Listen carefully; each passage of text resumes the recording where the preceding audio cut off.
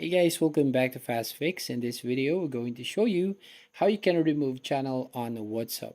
So first, when you open your WhatsApp, as you can see, and then go to updates, here you will find all your channels. Now, if you're going to remove channel, just need to tap on the channel right from here. So for example, you want to tap on this one. Basically, if you tap on the three dots right there at the top right hand corner of your screen, an option shows up here. As you can see, we don't have a specific remove option here, but all you need to do here is just need to tap on the unfollow option.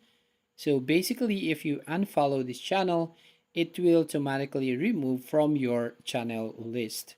And the second way here, if you're going back here on channels and tap on the channel here, and then tap on the channel name at the top, basically you'll find an option at the bottom saying unfollow channel.